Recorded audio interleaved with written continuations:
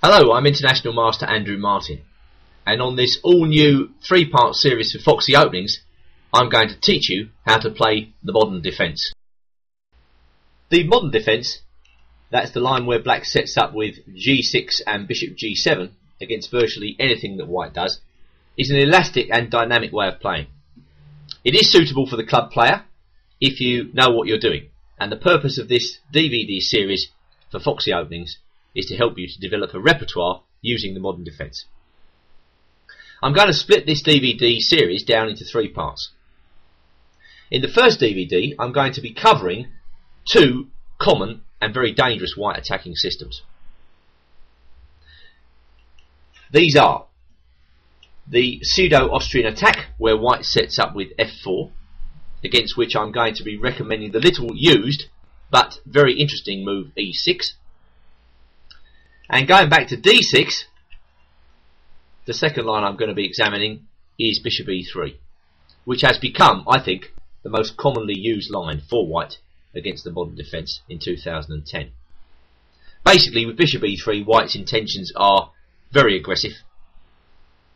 He wants to play queen d2, take a look around, and then choose whether to try to blow black away on the king side or just to go for simple, rapid development to try and expose black's, how can I put it, slightly retarded development. But in the modern defence, you know, hanging back with development is part of the system, really.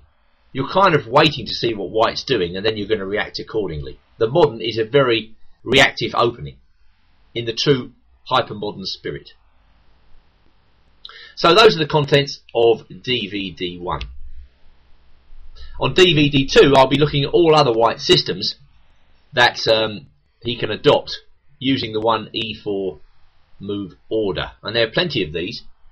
White can set up with bishop e2, that's a classical system. He can set up with c3, he can set up with knight f3 and knight c3, he can set up with bishop c4, he can set up with bishop g5.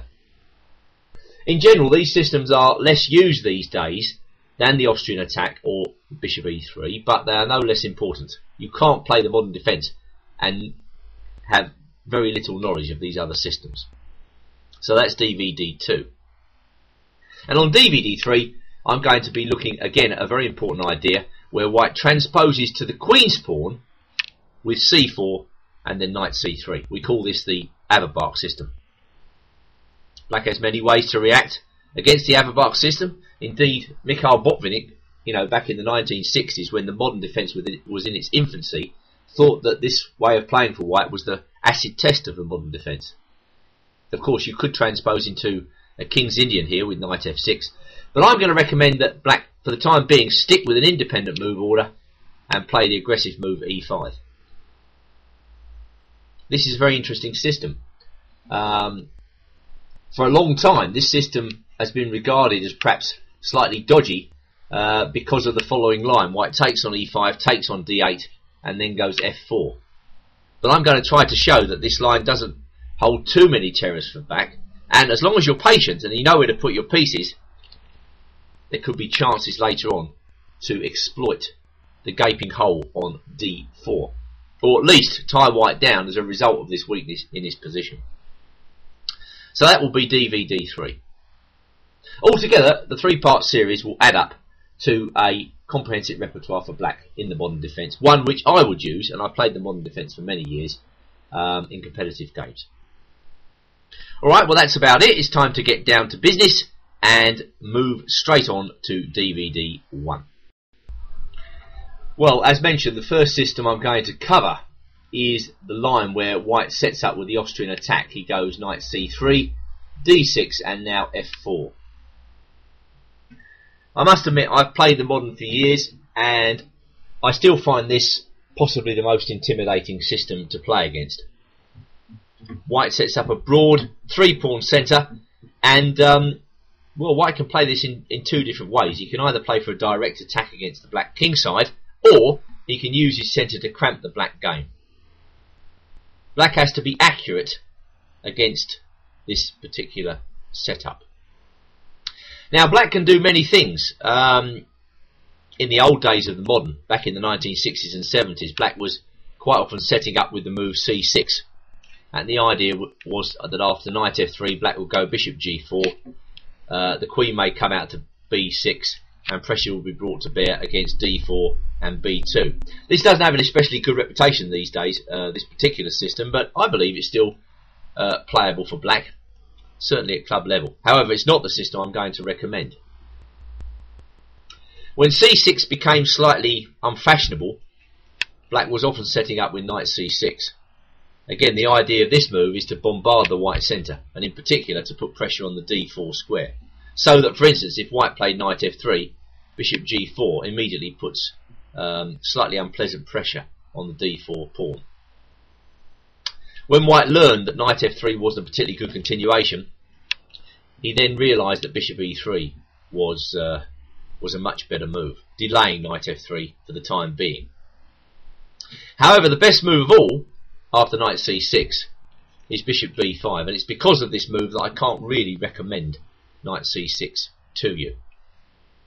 Modern defence connoisseur Grandmaster Nigel Davis, who has been playing the modern defence for many years and written interesting books on the subject, thinks that bishop b5 amounts to nothing less than a refutation of knight c6. From my perspective, is black's position so bad after a6, bishop takes, pawn takes, bishop e3? Well, maybe not, but Davis believes that black is unpleasantly cramped in this position. The modern interpretation, one that's recommended by Tiger Hillip Pearson in his excellent modern defence book, starts with a6. The originator of this idea was in fact one of the great original modern defence practitioners, Alexander Kotov, and Kotov used this move to blow away many opponents, 40 or 50 years ago. And the idea, of course, after knight f3 is to go b5, and then to try to gain counterplay with the help of move c5 a little later down the line. Well, once again, a6 is playable, it certainly is, but the line I'm going to recommend to you on this DVD is none of those ideas. It's in fact the move e6. Little known, little used, and might throw your opponents into confusion. So what are the points of e6? Well, firstly and foremostly, I think e6 tries to take the sting out of pawn advances in the early middle game by white. For instance, when you play the Austrian attack, you're always looking to play e5, or perhaps you're always looking to play f5. One of those moves is going to create an attack for you. So the point of e6, firstly and foremostly, is to put the brakes on the pawn advances. It looks rather passive for black to block in that bishop on c8. So what are black's intentions? Well, I think that bishop on c8 intends to go to b7. Whether black sets up with a6 and b5, or simply b6 and bishop b7, that depends on what white's doing. But black generally is not going to leave that bishop on c8 for very long. Black's knights, well, they're probably going to go to e7 and d7. Kind of like a hippopotamus setup. Again, black is waiting to see what white does, how he commits his minor pieces, and then he's going to react accordingly. Just to show you how confusing this system can be for the average player, I'm going to start with a couple of games from, how can I put it, normal tournaments, not Grandmaster tournaments. The idea of showing you these games, and they're by no means great, is to highlight how difficult it is to just blow black away in this position, and how easily black can gain counterplay if he knows what he's doing. So the first of these games comes from the Belgian Championship, which was played in Namur in 2009. And playing white is an average player, Kurt van Wieler. He's graded about 1900. Playing black, Walter de Raymaker, and he's graded 2200. So not bad players, but not grandmasters by any stretch of the imagination. And in this game, white played knight f3. I mean, that is the most common move. And of course, now that black can't put his bishop on g4, it's probably the best move as well. For the time being, white doesn't quite know where he wants his bishops. Black, meanwhile, just plays knight e7. White goes bishop e3. And as soon as black sees a move like that, he's got to imagine that white is limbering up to castle on the queen side. The queen may come to d2, castles on the queen side, and then white gets on with the job. So this is why black immediately prepares a bit of counterplay on the queen side with a6. Now, of course, white could prevent black from playing b5 by going a4, but then casting on the queen side, of course, is a much less attractive prospect. So I imagine if white played a4, black would revert to the b6 and bishop b7 plan. Instead, in this game, white plays bishop e2, and black sees no reason not to play b5. White goes queen d2, knight d7. Bryson drops away with bishop f2. You often see this in the pseudo-Austrian attack. White has a slight problem with his dark squared bishop. So almost certainly Bryson is intending to put this bishop on h4. White has to make a fundamental decision. Where should he castle? Well, as black seems to have prepared a reception committee already on the queen side with a6 and b5, Van Wiel decides to castle on the king side. A sensible decision, but now black is getting counterplay after bishop b7.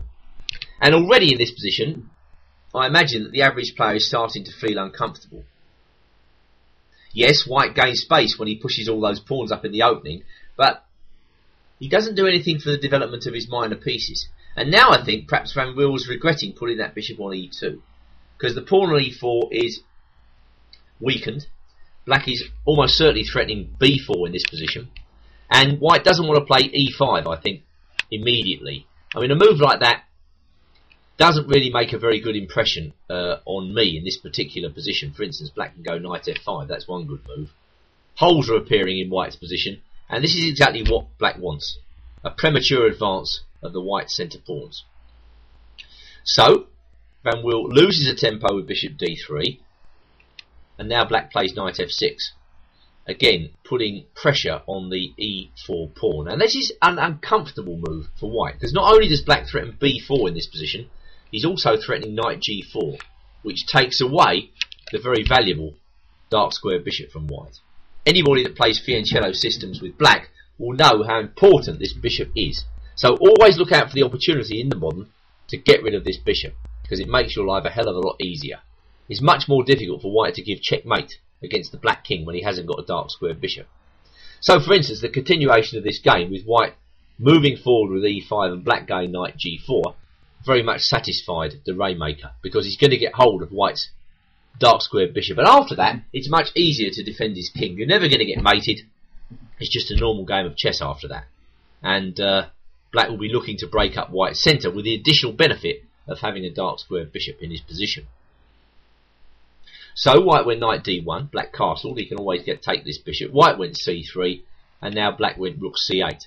So black is looking forward to the day when he whips off this bishop on e3 and then gains some counterplay with c5, which is absolutely thematic, because once the dark square bishop has gone, black is looking to really break down those pawns in the centre on the dark squares.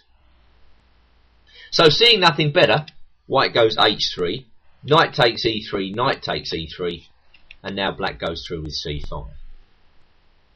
This is another typical modern defence move. Yes, the centre's blocked, so the bishop on g7 is not going to exert a dominant role for quite some time to come.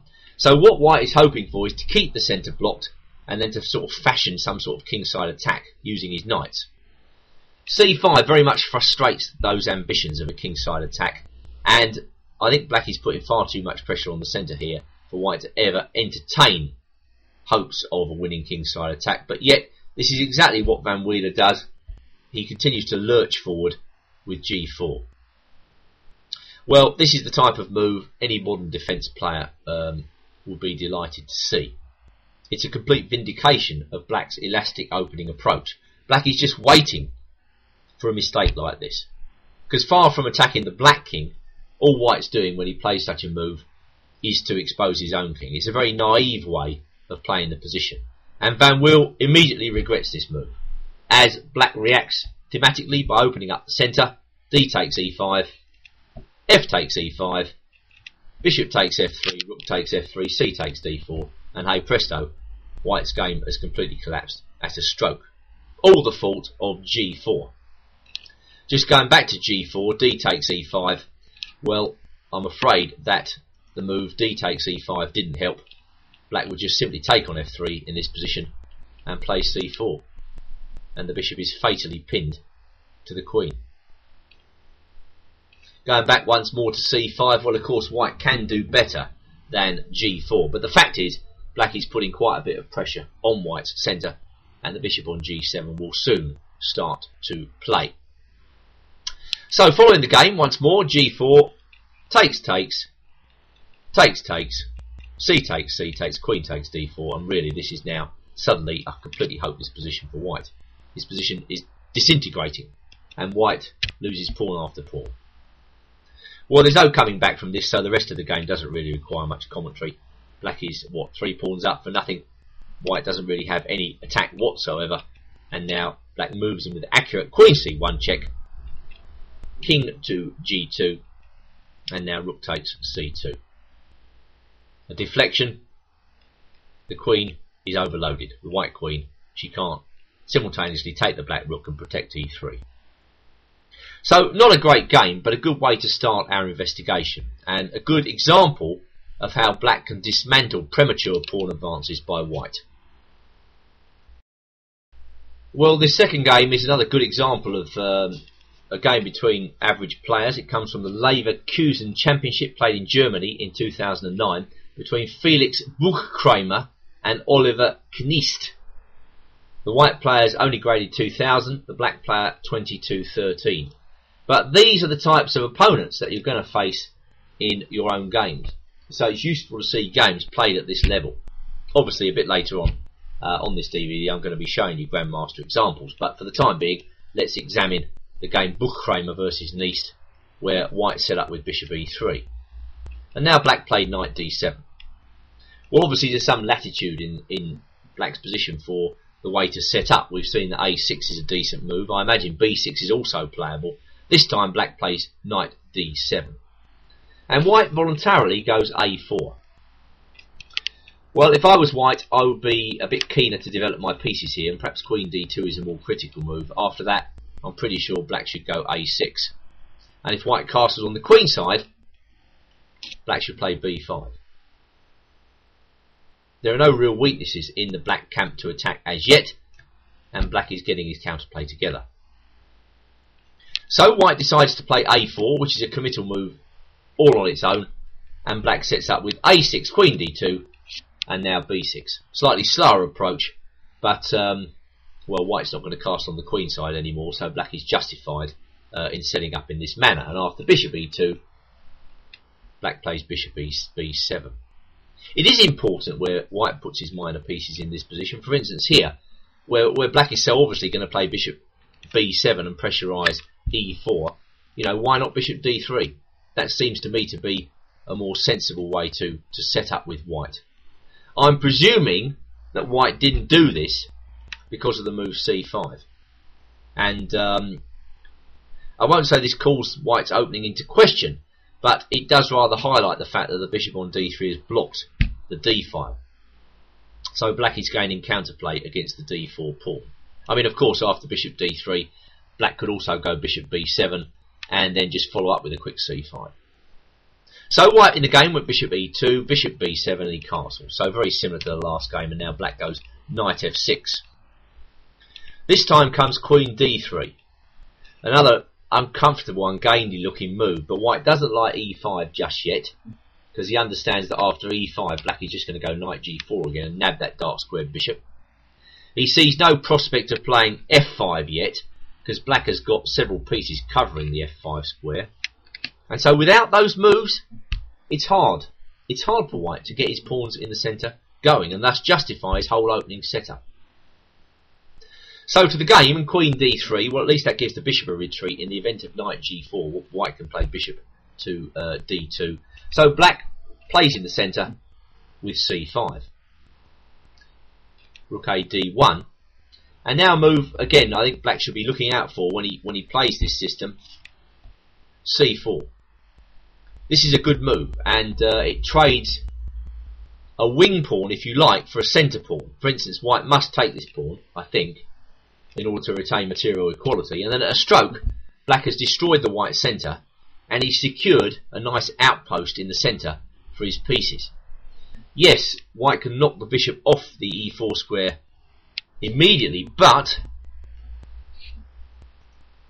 notice how black has excellent control over the light squares in this position. So I imagine black is already a little bit better. Black's position is very compact. He has no weaknesses.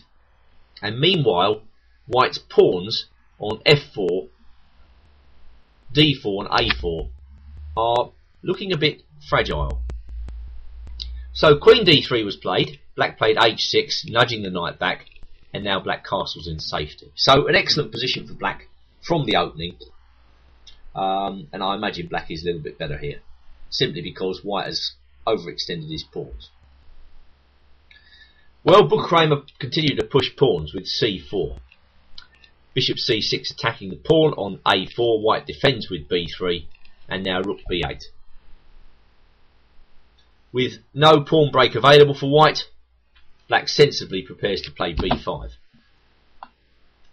Rook a1. White can see nothing better. His attacking ambitions have been dashed, so he's got to handle the position slightly differently. It's all about basically consolidation at this point. It's trying to actually emerge from this early middle game with something playable. You know, black is in charge of this position. He's got all the pawn breaks that are meaningful in this position. d5, b5, or even e5 at some moment. So black continues to manoeuvre, just getting his pieces into better positions. He puts his queen on b7. That, of course, supports the break b5. White goes knight e1, having nothing better to do. Black plays rook fd8, bishop f3, and now a very thematic move here, d5. The whole point of these hedgehog setups or elastic modern setups is to take advantage of overextended white pawns. So d5 is a very, very typical move in positions of this type. And the point of d5, of course, is to downgrade white's pawn structure even more. Now black is looking at putting pressure on the white central pawn. So white plays knight c2 to try and defend. Black takes on c4, giving white hanging pawns. And now comes bishop takes f3, rook takes f3, and knight f5.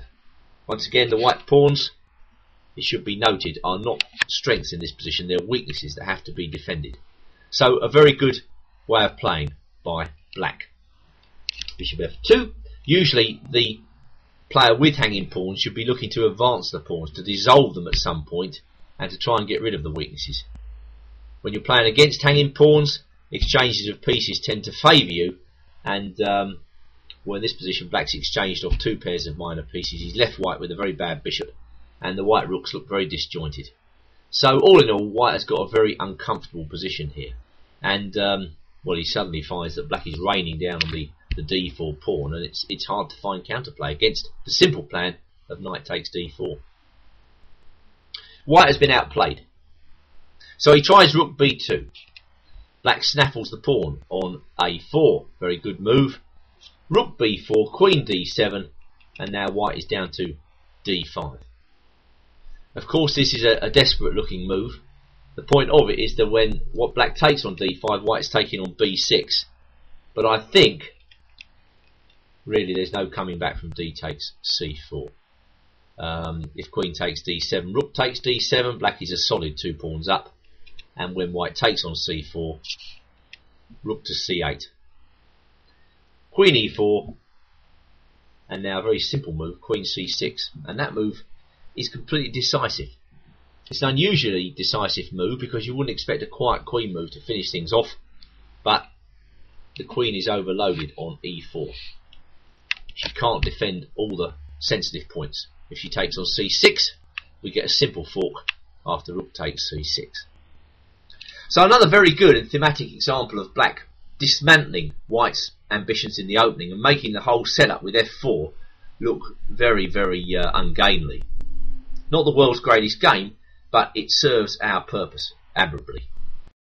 Well, let's move up a couple of gears now to the master level, and we come to the Hastings Challengers. This is an old game. It was played back in 1993 between the international master from Scotland, Douglas Bryson, and Grandmaster Mikhail Krasenkov.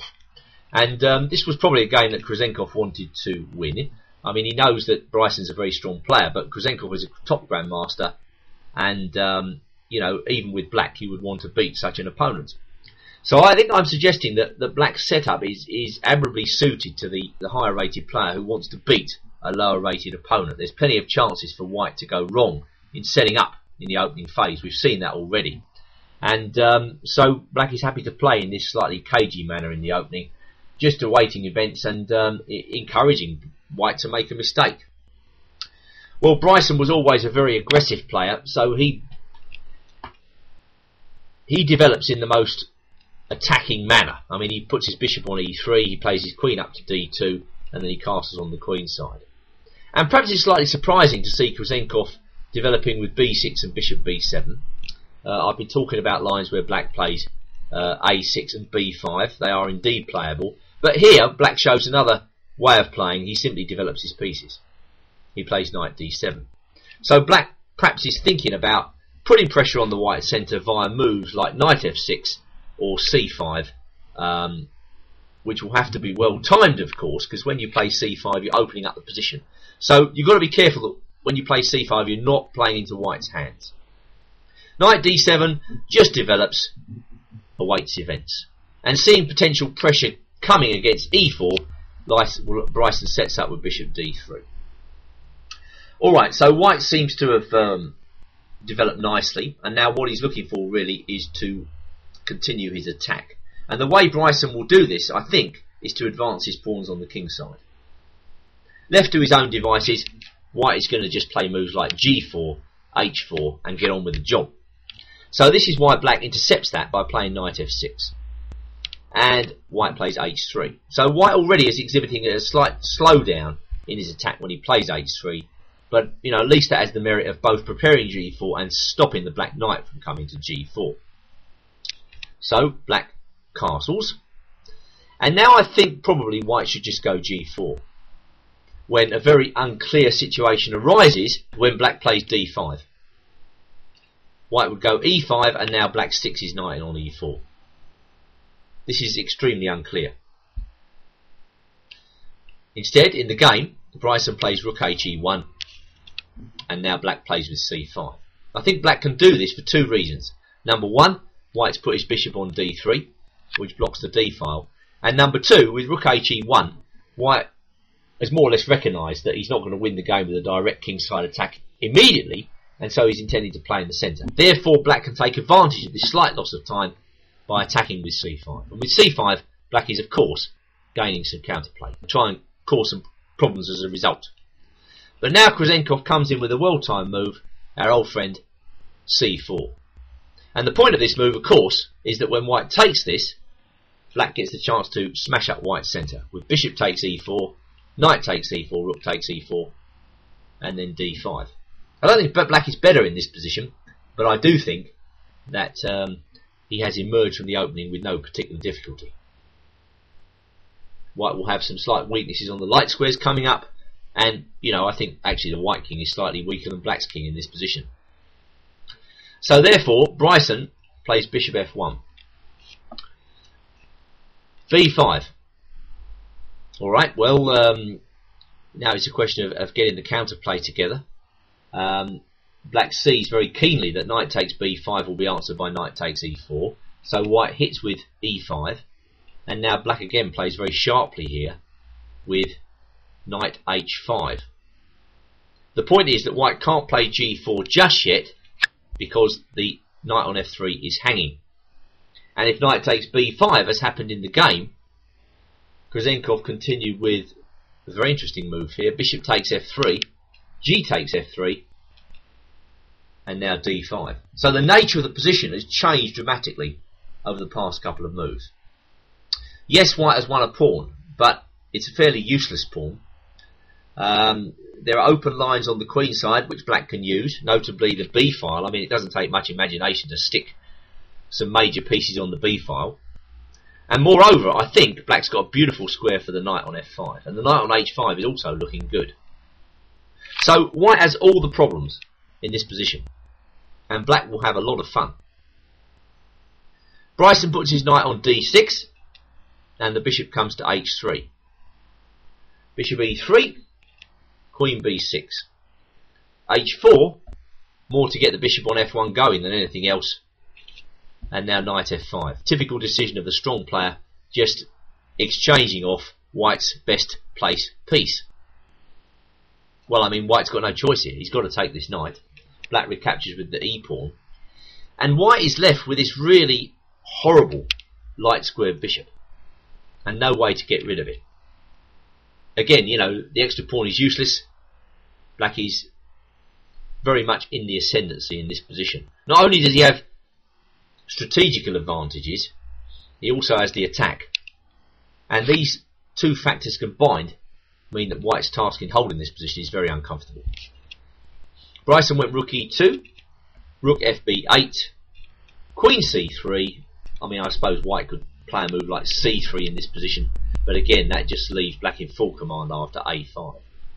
Black can do more or less as he pleases in this position, and white's position is most unenviable. So queen c3, bishop f8, very elastic. Bishop b4 is now the threat. White stops it with a3. What a horrible move that is. Rook b7, it's all coming to pass. Queen a6, rook g2, and now bishop takes a3. Just dropping back to the position after queen a6. Well, there's no doubt about it. Black is threatening bishop takes a3 in this position. But let's say white plays a move like king a2. I'm not even sure this helps. White's position is getting worse. I'm not even sure what he does in this position. It really is quite horrible. You know, there's nothing to suggest. So rook g2 for Bryson. Bishop takes a3. b3, rook a b8. The kitchen sink now is about to be thrown in. Queen a4, queen a2, and now having extricated himself from the pin on the pawn at c4, black just finishes the job. Rook takes b3, king a1, rook takes e3. I dare say white was only playing on due to time trouble. Bishop b2 check. Very nice move to finish. King b1, and now rook a3. So a game there where white was completely outplayed, and he really did regret castling on the queen side. So another very interesting example of this line. This next game, I think, is something of a masterpiece, and all modern practitioners or potential modern practitioners should study it carefully. It basically sees black soaking up everything that white can throw at him and hitting white on the rebound. It's a superb example of timing with the black pieces, and it comes from the tournament played in Groningen in 2005 between Robert Riz, who's graded 2337, and Grandmaster Ahmed Adli. Again, we see white setting up with bishop e3 and then bishop d3. This time black decides to go with a6 and b5. We've seen that you can play with b6 or b5 according to your choice, and this time Riz sets up with queen e2. So he sees no future in putting the queen on d2, and well, queen e2 prepares, I would say, to play e5 or f5 according to circumstances. White doesn't declare his intentions as regards his king. The king could go to either side. In all respects, queen e2 seems like a pretty decent move. It's worthwhile mentioning that the queen may slide out to the king side via f2. Of course, that's true whether white puts his queen on d2 or e2. You've got to watch out for that with black. Well, Admi keeps flexible, knight d7, and now white moves in with e5. So this is the first sign that white's intentions in this game are extremely aggressive. Black plays bishop b7, white castles on the king side, and now black puts his knight on b6. So for the time being, flexibility with the king. Black is just taking control of the light squares and awaiting events. Rook a e1. Well, I'm not sure that white wants his rook on e1 in this position, but that move is indication of white's slight lack of flexibility in his position. White is like a person who's all dressed up with not necessarily anywhere to go. White's position looks nice, but where does he go from here? Black, however, meanwhile, is looking to gradually improve his position and perhaps to prepare the move c5 with ideas such as rook c8 and then c5. White, meanwhile, what else could he do? Well, he could certainly consider the move a4. That must be a decent alternative here. I presume after that black will then go b4, and then we just get an interesting position where white puts his knight on e4. Well, again, black is very flexible in such a situation. He can play his knight into d5. That's an interesting move. He can play his knight to f5. White has no real threats as yet. It's just an interesting position. Riz plays rook a e1. Black plays knight b d5. Generally, black is happy with an exchange of pieces in this position. It slightly denudes white's attacking force, and of course Riz does not want black to have this dark square bishop, so he plays his bishop back to d2. Actually, well, that move was kind of forced, unless you want to play bishop c1. I suppose that was the only other alternative. That looks slightly passive in comparison with bishop d2. White had to basically keep defending the pawn on f4. So bishop d2 was answered by knight e7, and queen f2 was answered by queen b8. So black is not casting just yet. He's waiting to see what white's doing. He's still waiting. He's not afraid of white opening up the game. He's got the squares f5 and d5 covered, and he goes through with an interesting regrouping here by putting his pawn or his bishop on d5 and his queen on b7. So as long as white can't just play c4 here and blow this whole position apart, then black has regrouped quite effectively. Knight g5 by white, queen c6 by black, h3 by white, and black plays h5. Rook c1. So obviously white is now going to go through with c4 as quickly as possible. He's seen his pawn break, he's going to go for it, he's going to try and blow black out of the water. Queen drops back to c7, and now white sounds the charge with c4. Well, this would frighten a lot of players. Adley is very cold-blooded in this game. He offers white the chance to go ballistic, and sure enough, that's exactly what white does now with d5. Okay, well, if white didn't do that, he's got to find a way of breaking into black's position. The square f5 seems to be adequately covered. If white goes g4, well, he's simply creating problems for himself after h takes g4. White can't recapture here with h takes g4 because of mate on h1. So it's not time for g4, that's d5, but now black gets the chance to start taking stuff and argue that white has gone into a premature attack. So e6, f takes e6, and now rook c e1. So this is the type of position where many players will throw up their hands in horror with black here and just say, oh, I'm going to get blown away. But the fact is, black is 2 pawns up.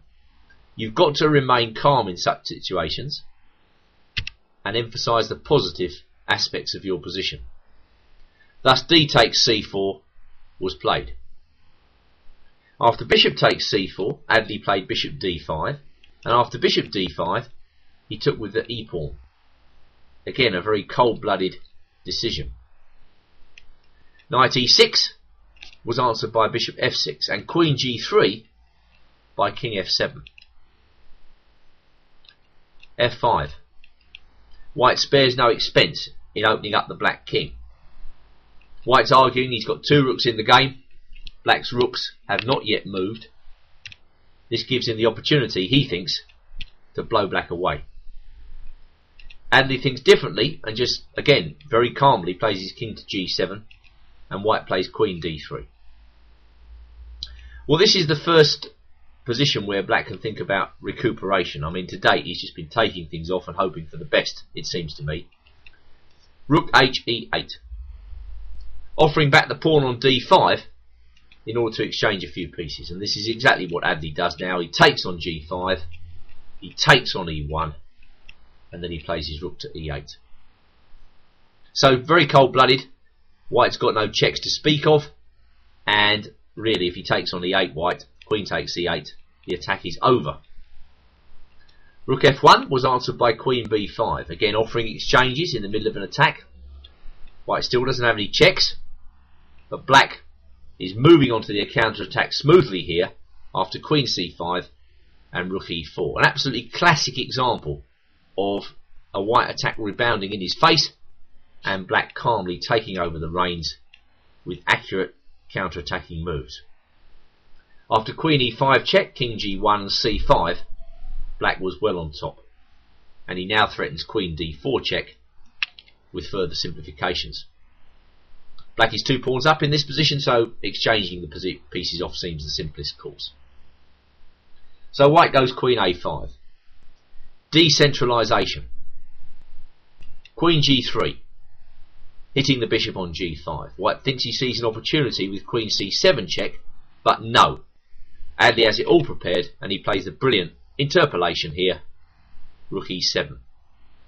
The idea is that after bishop takes e7, black has queen e3 check. A decisive Zwischenzug, and after king h2, queen f4 check, it turns out that black is able to take the rook with check. So white resigns. I don't think king g1, queen takes c1 check holds out any hope. After king h2, queen f4 check, it's the same old story. White is just getting completely crushed here. Meanwhile, going back to queen f4 check, if g3 in this position, well, queen d2 check is one win among many.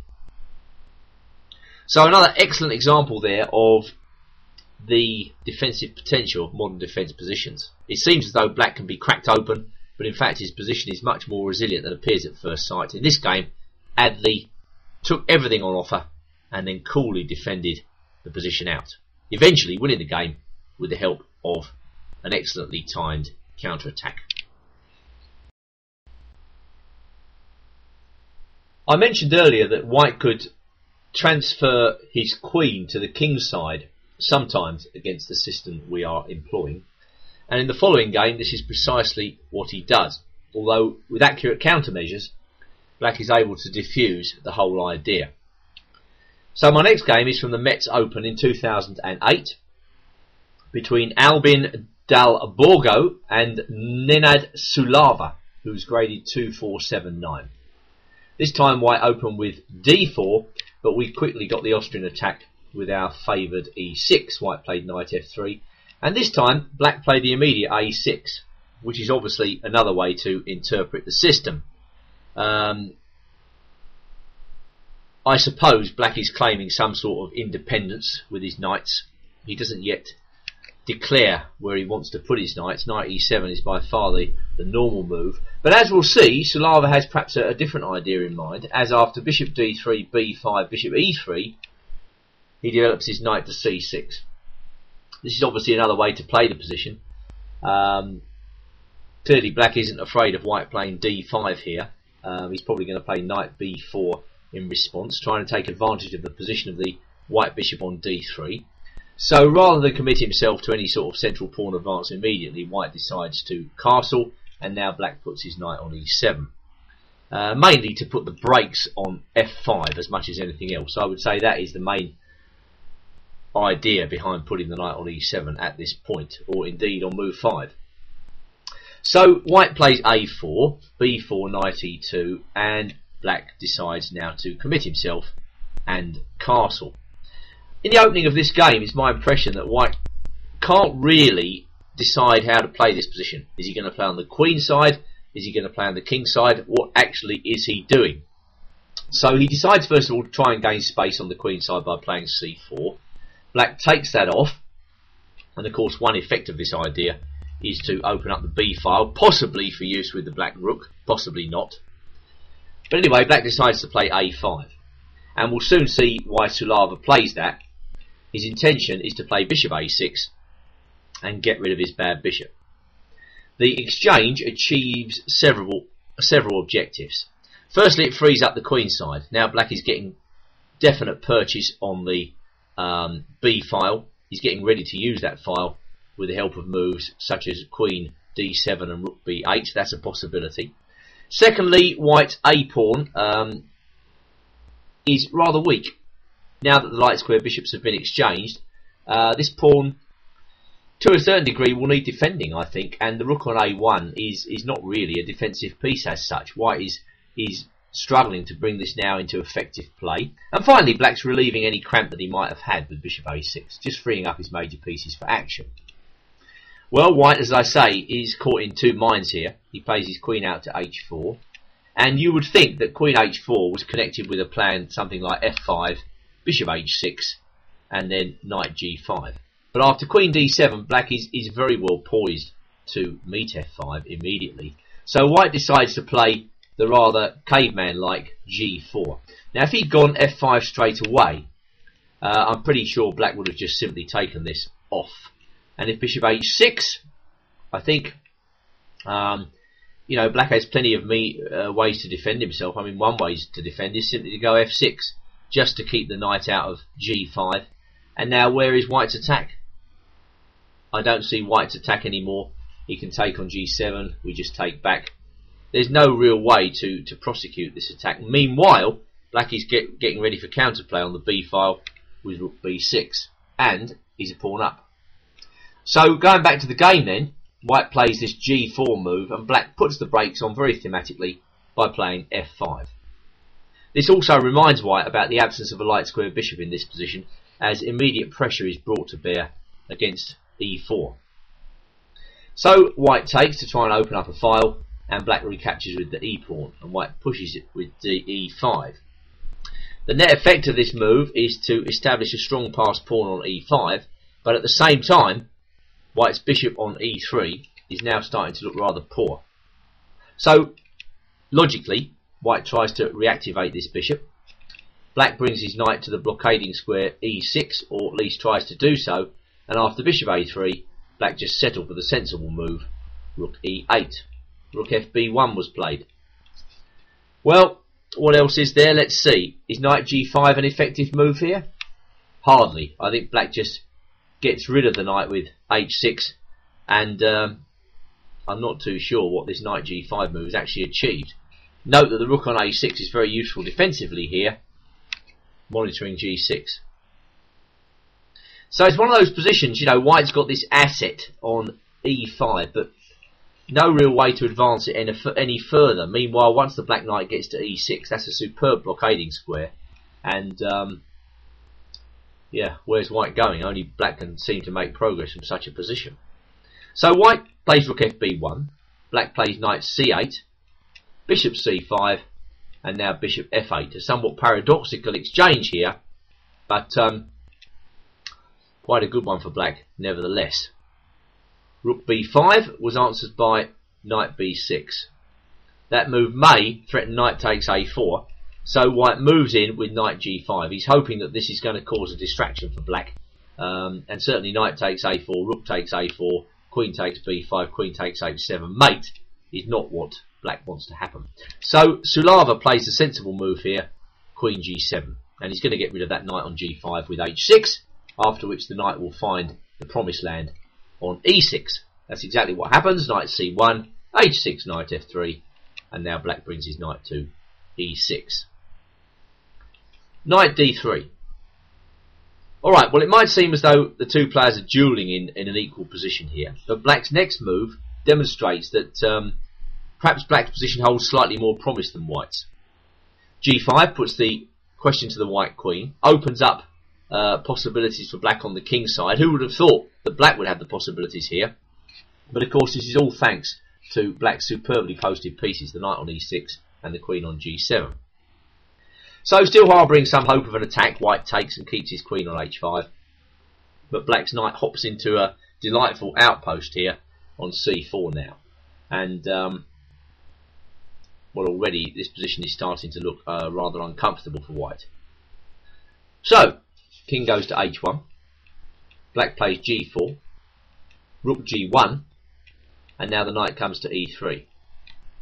Queen h4 was answered by f4, and knight f2 was answered by g3. Now, you look at this move and you think, has black miscalculated? Because white's on that pawn 3 times. But Sulava's idea was to go knight f5, and after queen g4, he went f takes g3, correctly pursuing his aim of the initiative in this position. After queen takes g7 check, king takes g7, white went knight d3, and now black played rook c6. My overall impression is that these moves are being played out under the guise of time trouble. White played rook c1, black put his knight in on e3, knight d e1, and now the rather shocking move, which I'm sure White overlooked, and possibly, as it's moved 40, he was in time trouble. Knight takes d4. This is absolutely crushing. It's easy to overlook such a move, particularly if you're short of time. There are 2 points to this move. Clearly, if White takes, the rook on c1 disappears. Game over. Going back to knight takes d4, knight takes d4 by White, rook f1 mate is also a cute variation. So it turns out that knight takes d4 is absolutely decisive, because on top of all those ideas, White's rook on b5 and the knight on f3 is forked. Del Borgo resigned. Just going back to the position after knight d e1, there was no real reason for White's position to collapse so quickly, but you have to remember that knight on h4 is on pre, and if the knight on h4 moves, well, you know, White's position is creaking here. Black's going to go g2, he's possibly going to put his rook on f1. Knight h4 does not look especially impressive in this given position, and so, you know, for instance, White can go, black can go knight takes d4 here, pawn takes d4, whoops, excuse me, slip of the mouse, rook takes c1 check, knight takes c1, and now again rook f1 mate. So a patient game by Black, I would say, putting the brakes on White's attack from the off, and another very thematic game with this system. Well, we've been seeing there are various ways for White to play against this idea of 4e6, but no main line as such. Now we go to the game Luther versus Hickel, played in the Bundesliga in 2003, where White decided to set up traditionally with bishop d3 and then bishop e3. What's interesting about this game is that Hickel decided to castle early, so perhaps this is yet another way to play the black position. I think when Hickel plays like this, he's wondering whether to play with b6 and bishop b7, or should he play with a6 and b5. Of course, he could also play with a6 and b6. There is, to a degree, a choice. But for the time being, Black contents himself with knight moves, and White puts his queen up on d2, preparing perhaps to castle on the queen side and go through with h4, h5, which might seriously trouble the black king. a6 is quite important for Black to prepare counterplay on the queen side in this position, and therefore this is precisely what Hickel does, preparing to play b5. And in this game, Grandmaster Luther decides to castle. He doesn't see why he should be afraid of b5, and he's going to go for it with h4. Many of your opponents, I think, will play in this manner. Well, you can't just sit there with Black in this position, or you're going to get mated. I mean, it really is as simple as that. So it's a question of creating counterplay immediately. It's already too late for moves like h5. Stuff like that will inevitably lead to defeat. It's just too slow in a position like this. So Grandmaster Hickel likes these types of defensive stroke counterplay positions as Black decides to get going with c5. h5 by White, just getting on with the job. Yeah, well, when you think about it, is there another move? I mean, d takes c5 was suggested by some commentators, but I don't see that White is really getting what he wants here, despite the fact that he can play e5 and perhaps knight e4. This can only lead to equality at best in this position. So Luther decided to crash through with h5. c4, taking a bit of space on the queen side, and also creating some counterplay now against e4. e4 is very soft, and so knight f6 is a good move, threatening b4. Now we see that Black not only threatens b4, is he really threatening knight takes h5 as well.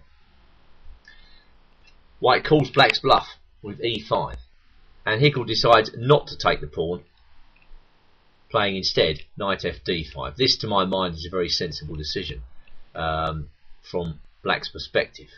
Taking that pawn, knight takes h5, seems horrendously risky under the circumstances. White could just plough on with moves like g4 and get a really vicious attack. So in the game, e5 was played and black put his knight on d5, and white decided to keep some pieces on with knight e4. Black was only too happy to get rid of the dark square bishop and put his knight on f5. The queen dropped away, threatening g4, and black played bishop b7, hitting the loose knight on e4. Now white has a decision to make, and possibly in the game Luther got it wrong. He played knight fd2. Once you see the white pieces going backwards, you start to feel a little bit more confident with black. So perhaps knight fg5 was more interesting, and well, in this particular line I think white has to be prepared to sacrifice a piece. For instance, after h takes g6, h takes g5, knight takes g5, and then knight takes e6. It's obvious that white has some sort of an attack, although after queen a5 it's not totally clear how strong this attack is. Black also has his fair share of chances. Going back to bishop b7, well, white could take on a g6 in this position, again sacrificing a piece, the idea being knight g5. And if d5, g takes f7, rook takes f7, knight takes f7, and king takes f7, again reaching a position with many chances for both sides.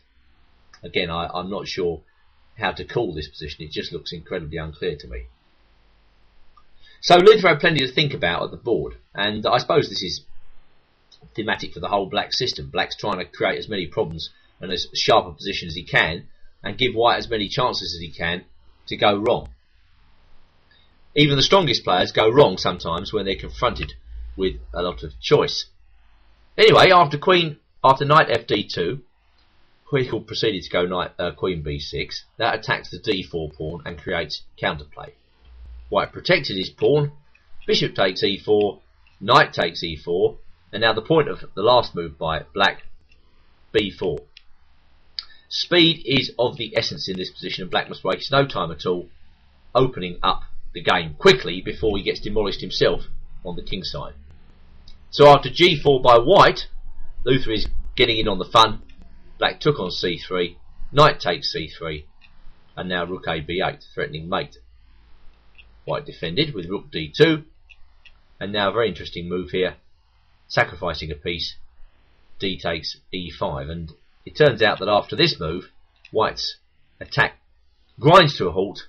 Meanwhile, he has to defend against black's terrific onslaught after e takes d4. Hickel went back with knight d1, and black pressed on with gain of time, c3.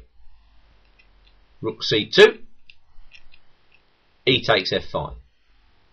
So for the pawn, black's attack continues, and he's got 3 pawns. There was, however, a decent alternative here in the line opening c takes b2 check. White's probably got to take that with knight takes b2, and now comes rook fc8. Well, it's crystal clear, of course, that black is getting a massive attack here. Going back to the position after c takes b2, white could have tried king b1, but then comes queen a5, threatening queen takes pawn check, and then b1. Black gives away his pawn, rook takes b2 is the idea, queen takes f5, king a1, and now d3. Opening up fire with the fantastic power of the fianchetto bishop, and also threatening the white bishop. So this was clearly another possibility. So rook c2, e takes f5, white takes on g6, opening the file, and then bishop d3, trying to keep the bishop on g7 walled up as much as anything else. Rook fc8, king b1, and now a5. A slow motion attack begins, and well, black is going to play a4 for certain to cramp white on the queen side. So queen f3, a4, and now Luther went rook e1. Now possibly white should have defended himself by going rook h2, but I think both players were finding this position rather difficult. Going back to the game, rook e1, queen d6. Mikhailevsky suggests c takes b2 in this position, with the idea of a3, and he can't understand why this move wasn't played. There is a cute variation here. If white takes with the rook, then black may even go a3. And if rook takes b6, we have rook takes b6 check, king a1, rook c1 check, bishop b1, and now rook b takes b1 mate. Clearly after a3, white can chuck in the move rook e8 check, rook takes c8, and only now take on b6, but even so, black has a vicious attack even in this position. Queen d6 was played in the game. Knight f2, bishop h6. Well, again, it's hard to see why black doesn't take on b2 here, opening up lines.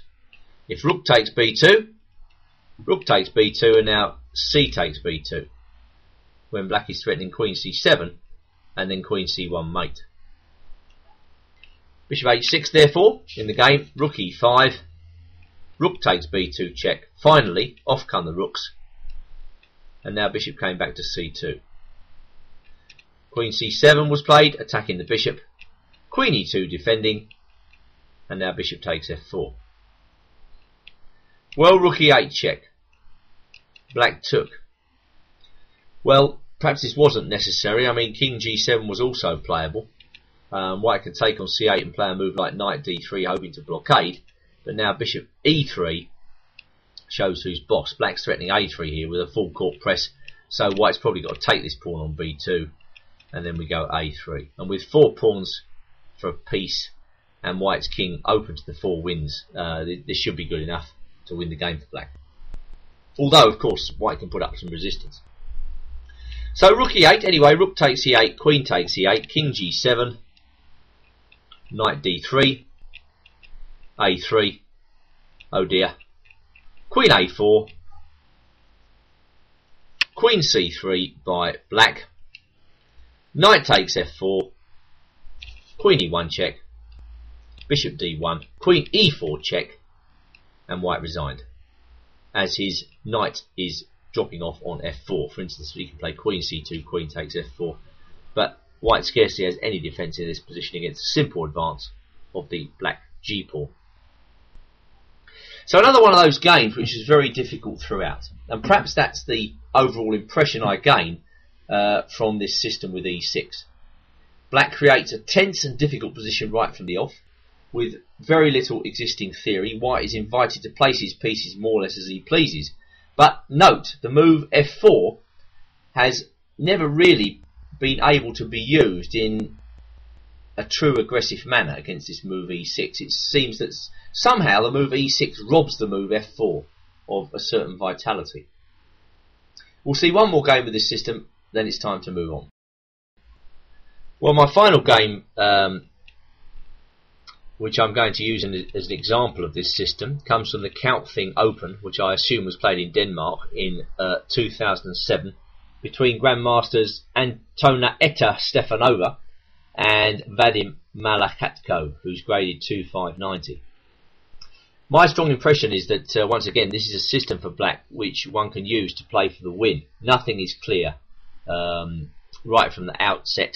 A particularly difficult position almost always arises, and if you know the themes and ideas behind the black system to how to dismantle the white centre or how to get to grips with it, you know, you're going to have a head start over most of your opponents.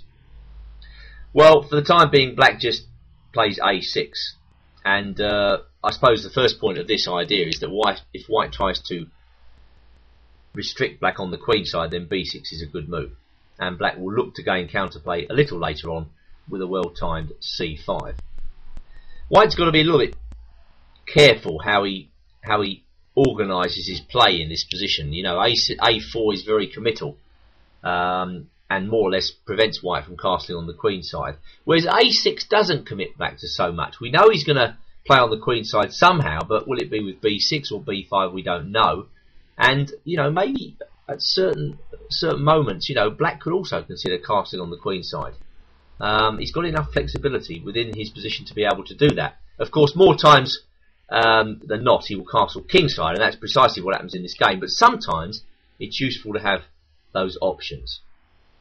Alright, well, with white not having yet castled, black thinks that it's sensible to just try and dissuade her from castling long with b5. So sure enough, Stefanova castles short. She's happy to do that.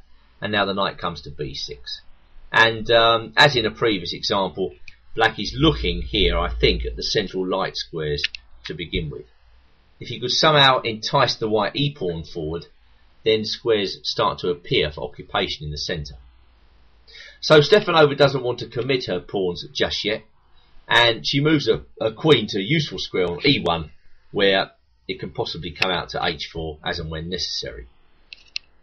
Black castles, a4, b4, and now a5. Knight g3, and this is really the first moment where I think white is limbering up to play f5 and crack open black's formation. So black puts the brakes on by playing f5 himself. c3, b takes c3, b takes c3, f takes e4, bishop takes e4, and now rook b8. So what are the net results of the exchanges? Well, firstly and foremostly, I think the power of the white centre has been diminished. With the disappearance of the e4 pawn, black has created nice squares for his pieces on d5 and c4. With rook b8, he's also interested in taking over the b file, and there's also the f5 square to work with. In short, white is struggling to find targets in black's position. My impression is that white may have slightly overextended already. The overextension perhaps continues with knight g5. Black plays h6, pushing the knight back, and white will argue, of course, that the g6 pawn has been weakened as a result of knight g5. I'm not totally sure about that, and Malikatko continues to pursue the initiative vigorously with bishop a6, hitting the rook on f1. And after rook f2, the knight comes to f5. This does give white the chance to exchange off his rather poor knight on g3, but at the same time, the knight covers the vulnerable g6 square, so it's really swings and roundabouts in this position. White plays bishop e1, bishop c1, and black connects his rooks with queen d7. En passant, attacking that vulnerable pawn on a4. We've seen this before. Using this system, white can be enticed into playing a4, the pawn might get fixed. Suddenly that pawn becomes weak and forces a retreat in order to defend. Knight d5. Okay, well, still the impression is there that black is gradually outplaying white in this position. Knight e4 was answered by rook f7 and bishop d2 by bishop c4. Black is methodically taking over the light squares. Queen c1 was answered by rook bf8. Malikatko renounces his counterplay in the b file for the time being, preferring instead perhaps to focus on the f4 pawn. Now comes g4. A fearless move which many players wouldn't have actually had the courage to try here. Stefanova is not like that. She's a fearless campaigner, but at the same time you begin to wonder when black just simply retreats to e7 whether g4 is going to work out well, because the f4 pawn is looking very, very exposed. White puts his knight on h4, her knight exactly, and e5 was played. White comes in with f5. G takes f5, G takes f5, and now knight takes f5. Knight g6, e takes d4. Alright, well, when you play the modern defence, you've got to be alert to opportunities like this. In return for the exchange, black gets 2 pawns.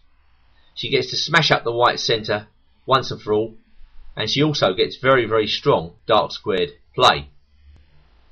White can provoke further exchanges, and she did with knight g3, but my impression is that after the exchanges and queen g4, black is still in the ascendancy. Now the white king also looks rather exposed. Queen e1. D takes c3, another pawn down the drain. Queen f2 was answered by king g8, and bishop f5 by queen d4. White struggles on, but cannot create any real threats.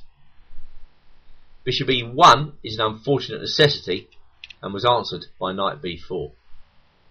In the end, the c pawn will surely be the boss, if white can't create any threats. She tries to do this, but after bishop d3, knight d3, bishop takes d3, queen takes d3, it's black that's calling all the shots. Now there is perhaps the crushing threat of bishop d4, and c2 is also a dangerous idea. White tried queen f4, king h7, rook c1, and now bishop e5. White's king is clearly in the firing line here, and after queen h4, black went queen e3 check. This looks as though it's completely decisive, because black actually wins a piece here. There is a flurry of exchanges once again, but this was the move Stefanova was relying on, queen f7 check. However, black had calculated accurately. He was not afraid of a few checks. Bishop f8, and the checks are at an end, well, at a theoretical end. For instance, if let's say queen g4 check, king h8, queen d4 check, bishop g7. Now the checks are definitely at an end, and the c pawn is going to be boss. Queen d2 and then c2 is an unstoppable threat. We've seen 7 or so games using e6. You won't find too much theory on it in the books, and if you study the games and play with them a couple of times with the commentary, you should be in a good position to meet the pseudo-Austrian attack in your own games. Well, we move on now to the system where white plays bishop e3. As I said at the outset, this is probably the most commonly played idea in 2010 against g6. White's intentions are relatively straightforward, I would say. Behind the bishop, he intends to play queen d2, and then if allowed, possibly bishop h6. Stripping out the king bishop, and hopefully going on to exploit the weakened black kingside as a result. In the inaugural days of the modern defence, this wasn't really recognised as a particularly dangerous system. Black was thought to be able to play an elastic move like c6 and simply expand on the queen side. By delaying the development, the entry of the knight on g8 into the game, he was able to frustrate bishop h6 and get his counterplay on the queen side before white was even allowed to think of a kingside attack. Well, these days perceptions have changed, and mainly due to the introduction of a move like knight f3. Initially, white was setting up with f3 and turning it into a kind of Yugoslav attack. You'll recall there's a system called the Yugoslav attack against the Sicilian dragon, a very direct system where white just uses the pawn on f3 to secure his centre and then launches a kingside pawn storm. Knight f3 has completely different intentions. White is arguing that black is playing in this very evasive manner. Meanwhile, white just gets on with the development of his pieces, and well, there have been many games in this system where black has just got crushed by white simply developing and then breaking in the centre with a move like e5. Maybe that move will be connected with the sacrifice of a pawn. Black has to be extremely careful against this system. So I'm going to steer a delicate course around all this, and I'm not going to recommend c6 or a6 on this DVD. I'm going to recommend knight c6. This is a move I've played myself. It's quite uncommon against bishop e3, and a lot of white players will not be expecting it. And the idea behind it is really quite simple. Black wants to go e5 as quickly as he can. For instance, if white goes queen d2, I think probably black is going to go e5 straight away. This direct plan catches a lot of white players on the hop. They're just expecting black to go sort of cagey and play c6 or a6, fiddle around. This is very direct. The onus is on white to prove something against knight c6.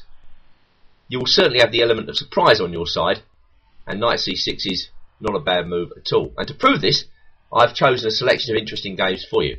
The first of which comes from the Bundesliga in 1990 between Ralf Goetz, who's graded 2315, and Bernd Schneider, international master from Germany, graded 2460, who has been a lifelong fan of the modern defence. Well, alright, white decided to play simple. He just played knight f3. No d5s. He's not to be provoked. He just plays knight f3. And Schneider plays his bishop out to g4. So again, very, very sensible and very direct. black is just putting pressure on the d4 pawn, and white decides to put some brakes on black's ambitions by playing bishop e2. So what's actually happened here is more or less transposition back to a classical variation. Now, just dropping back, white could of course play a move like bishop b5 in this position.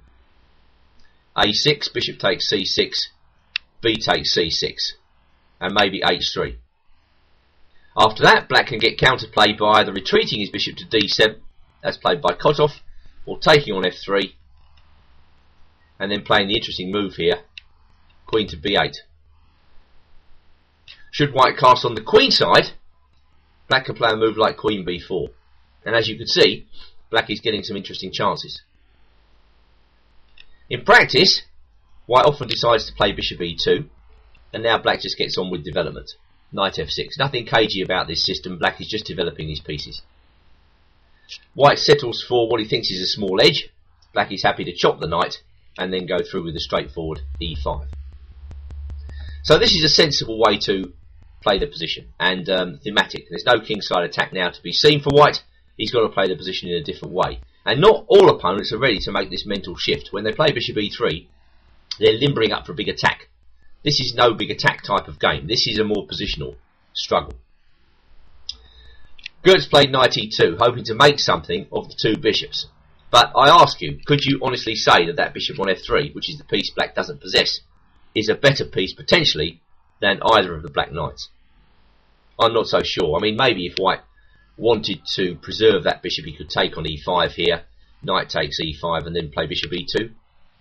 But even there, after castles, black will have some counterplay against the pawn on e4. Black's not really worried at all if white plays a move like f4, the knight just drops back, and then black is starting to work up some counterplay against white's position. Black is well developed and can look forward to the future with confidence. So, not liking this variation, white decides to play knight e2 in the game, and black just castles. White plays c3, and now a very interesting move, d5. I think it was Nimzovich who argued that the bishop pair tended to come into its own the longer the game went on. The bishop pair, when faced against bishop and knight, or the two knights, wasn't especially important or influential in the opening phase of the game. Thus, with d5, black paradoxically opens the game, which you think would favour the bishop pair, but the fact is, black is ahead in development because he's castled and white hasn't. d5 is a logical move, and if white decides to take either of the black pawns, then the black knight comes into the centre. It will be on a more powerful square than either of the white bishops, and in fact it will be threatening to take one of the white bishops, which will be a little bit awkward for white to deal with. So Goetz decides to play bishop g5, hoping to put pressure on the black centre. No such luck, as black dissolves the centre with d takes e4, bishop takes e4, e takes d4, and this, I think, forces a surrender of the two bishops. Goetz plays bishop takes c6, b takes c6, and now queen takes d4. So white's obviously decided to go for some sort of better endgame here. Schneider takes, knight takes, and now plays rook f e8 check. King f1, rook b8. So black doesn't really worry about his pawn on c6. He just wants to get his pieces on open lines, and he's hoping that white will have to soften up the diagonal with a move like b3. If b3, then black is in pretty good shape. He can consider c5. He can also consider the dynamic move knight e4, when we see that the provocation of b3 has actually reacted very much in black's favour.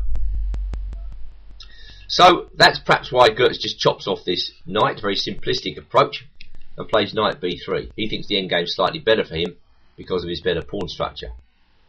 However, he's got to deal with black's dynamic counter chances, and the king on f1 is hardly ideal. Before white can claim any sort of advantage in this position, he's got to get his king off the back rank, which is basically stopping his rooks from coordinating. So in positions like this, where one side holds a positional advantage and the other side holds a dynamic advantage, the guy with the dynamic advantage must continue to play energetically in order to emphasise the positive features of his position before, let's say, white can find time for rook e1 or even king g3 and king g2. Probably rook e1 will be the next move on white's agenda, but of course a5 stops that, because if rook e1 now, I think black just chops that rook off and plays a4, after which the b2 pawn is falling. So white can't do that, thus he has to play this passive move, rook b1, and Schneider moves in with a4. Knight c5, and now another good move, keeping white very much unbalanced, rook b5. Knight captures on a4, and now rook a8. Suddenly, white is starting to regret, the fact that he hasn't connected his rooks. This shows in the very short variation, b3, mistake, rook takes a4. But this position is very much a vindication of the saying that a knight on the rim is dim, as you're about to see, as white has to play c4 in order to save that knight. The rook comes to b4, the knight comes into c5, and now rook takes b2. Rook takes b2, bishop takes b2, king e2, what else? Bishop d4 hitting the knight, once again keeping white off balance, and now finally rook takes a2. So white has been completely unable to stabilise the position. I think that's what this has proved. And now black is very much in charge. Perhaps his extra pawn is, to a degree, worthless because it's doubled, but it's the dynamic nature of the position, the fact that black is very active here, that's going to make all the difference. White continues to lurch forward in the endgame. He plays knight f4, but black is very much in control now, as after f5 check, the white king is in real trouble. Obviously, if he comes back to f3, he gets rook takes f2 check thrown at him. So white goes forward, hoping to make something of the king. Bishop e3 discovered check. King e5, and now bishop takes f2. And that move threatens the backward pin, rather unusual backward pin, bishop g3. So king f6 coming forward, bishop h4 check, nice move. King comes back to e5, and now of course bishop g3 will be a good move, but Schneider sees something a little better, king f7. And in this position, white decided to resign. He's uncoordinated, and really bishop g3 is a serious threat, as is the reason black played his last move, bishop f6. Obviously, if knight d5, which stops bishop f6 temporarily, then black has the cute move, bishop g3 check. Knight f4. My next game comes from the Politiken Cup, which was played in Denmark back in 1989 and started life after one d4. You often find that after d4, d6 or g6, play quickly transposes back into the realms of the modern defence. And here we see bishop e3 played again, followed by our favourite move, knight c6. And the two protagonists in this game are Stefan Duriger, graded 2295, and the international master from Denmark, Carsten Høy, who again has been a lifelong practitioner of the modern defence. White played queen d2, knight f6, and this time white sets up with f3, which is after all one of the main ideas of the bishop e3 system. White secures his centre and protects himself against knight g4. Well, we know what to do against this. Black must react immediately in the centre with e5. That's the main idea behind knight c6. In my estimation, it's rather unwise to delay this move. If you can play it, because that's the main idea of knight c6 in the first place. Well, white pushed on, and Høy played the interesting move here, knight d4. Once white has played d5 in this system, it's going to give black the opportunity to get to grips with the white centre by the move c6. This not only connects with the d5 pawn, it lets the black queen out, two very important aspects of the position. So Høy is happy to play his knight into d4. Now white decides to play knight d1. We can quickly see that in this position white can grab a pawn, but this is a very hot pawn to take. Not only does white surrender his valuable dark square bishop, he leaves himself really with no safe haven for the king. And after castles, black is already threatening the move knight takes e4. Please note that would attack the white queen, and if queen takes e4, rook e8. In general, white would be well advised to steer clear of this pawn grab in the opening. Black simply has too many chances if white plays in this manner. There's another cute variation here, where white castles on the queen side. I think black can even play knight g4 in this position, queen must come back to d2, stepping out of the way, and then black has a move like bishop h6. Black need not play in this manner, but as you can see, this is also dangerous. So all this sort of thing really should put white off grabbing the knight, and this is why Düriger plays knight d1. His plan is to just simply play c3 and win that knight on d4. So Hoy is on the ball, of course, and plays c6. Now this is a second opportunity for white to grab that knight, but once again, after castles, his position's most unenviable. If queen d2, stepping aside, again black was threatening knight takes e4, then c takes d5. The position's opening up in white's face, and whereas black's king is perfectly secure, the white king is stuck in the middle. So black should be delighted if this were to happen. Instead, this is not part of Düriger's intention. He's a strong player. He just decides to attack the knight and send it to a strange square. We just drop back one move. Another attempt to nab this knight is to play a4, but in that instance, please note that white is now not threatening to take to play c3 because the knight hops into b3. It's not that simple just to take the knight off. I mean, I imagine in this position, black could certainly consider taking the pawn on d5. So c3 by white, knight b5 by black, and white decides to simplistically chop the knight off and play knight e2. Black castles, knight f2, and now knight e8. Well, it's true that white's doubled the black pawns, but now where does he go from here? It's easier, in my view, to see play for black in this position, and with knight e8, Hoy is certainly thinking about playing f5.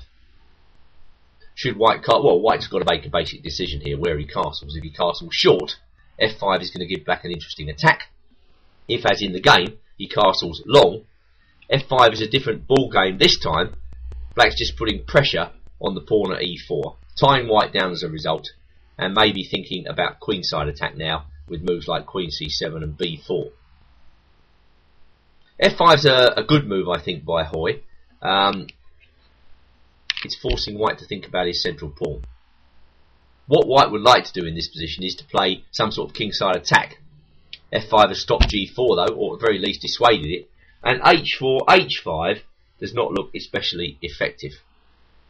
Note also that black has the direct threat of f4 in this position, which will win the bishop on e3. So that's why white plays g3, which is kind of half-hearted move, but was probably necessary.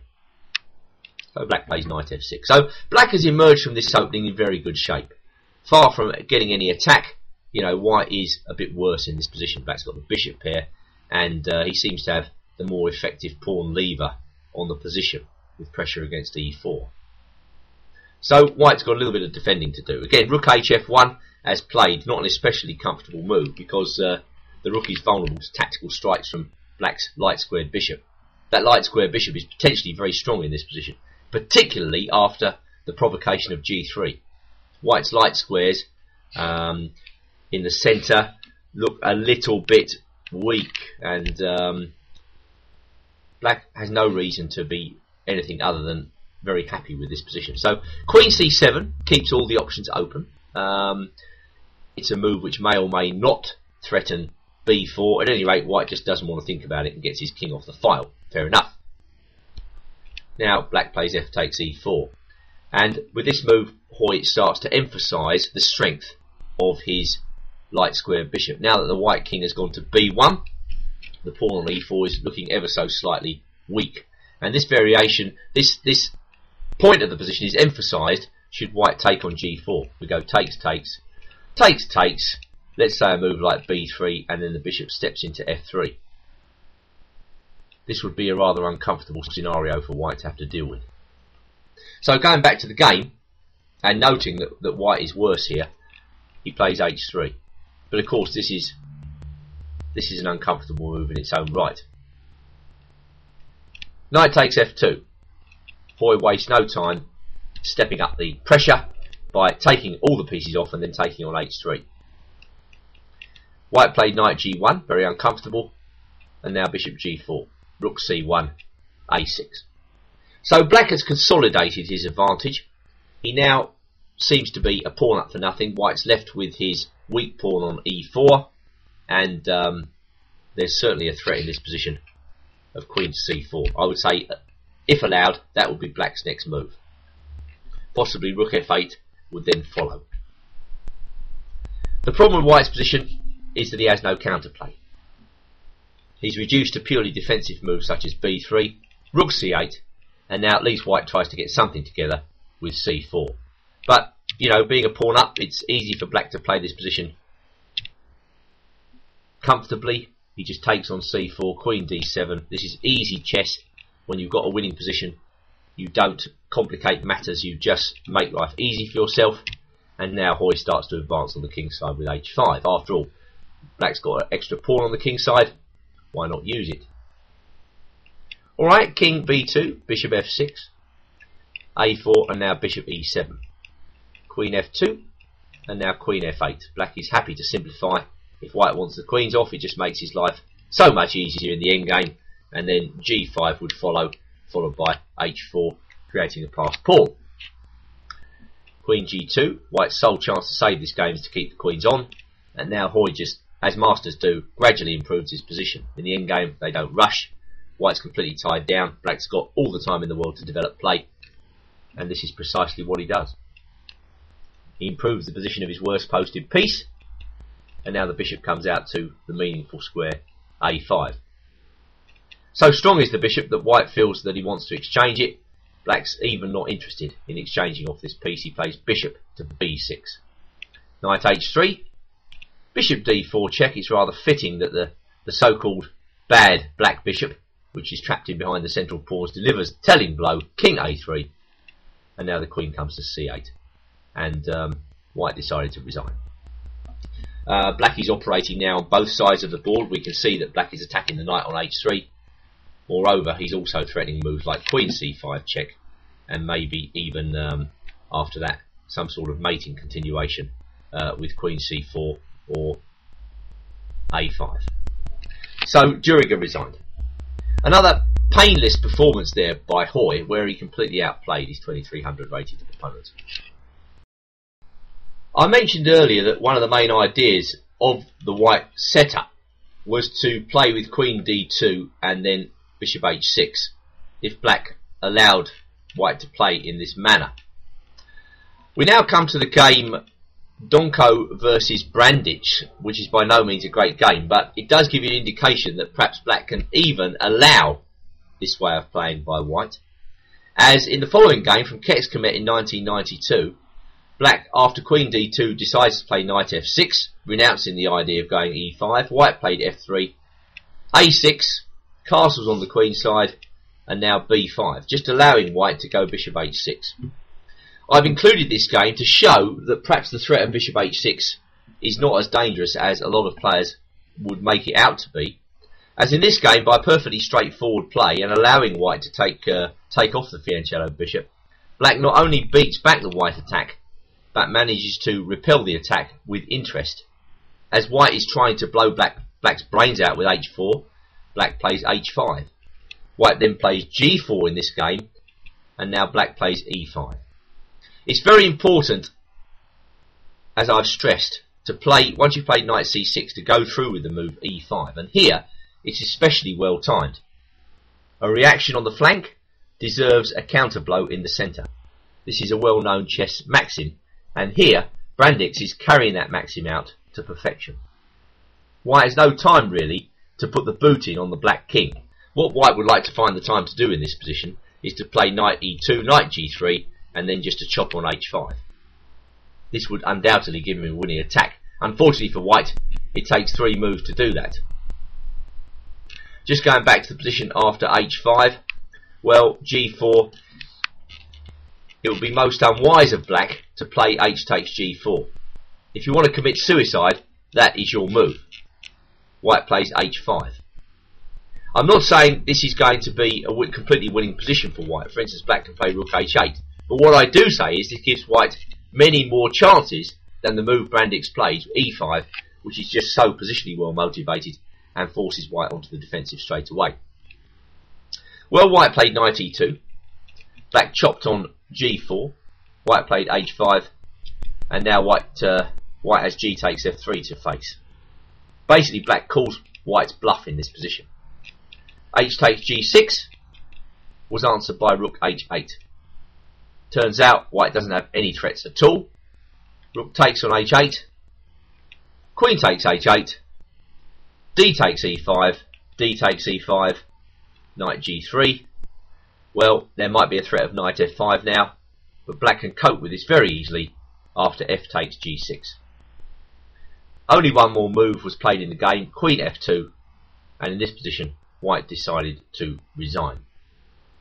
Let's take a look at the situation. White is 2 pawns down.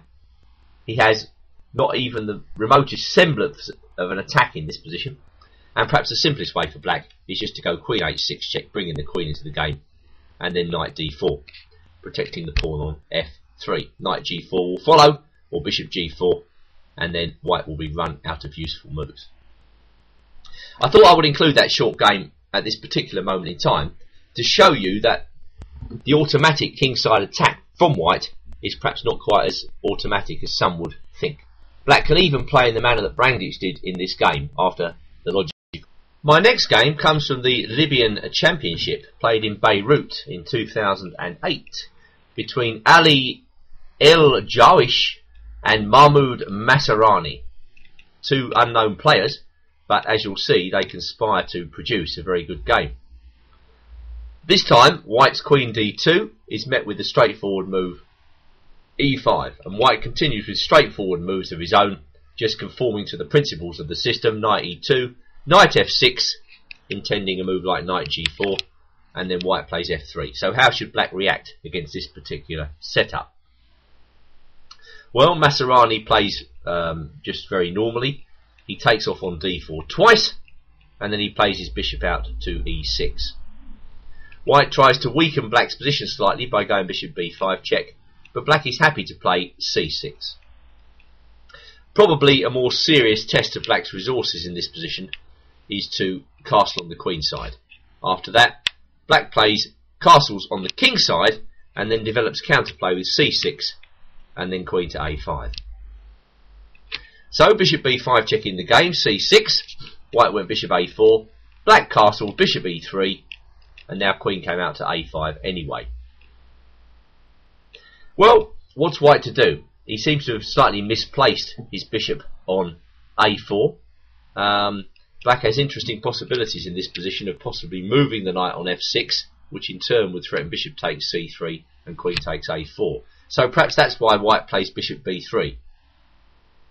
But of course, when you play such a move, you're ceding your right to any opening advantage, and black takes on b3, forcing a recapture with the c-pawn, followed by rook f e8. And now, as black is threatening of opening up the centre there with d5, white decides to castle.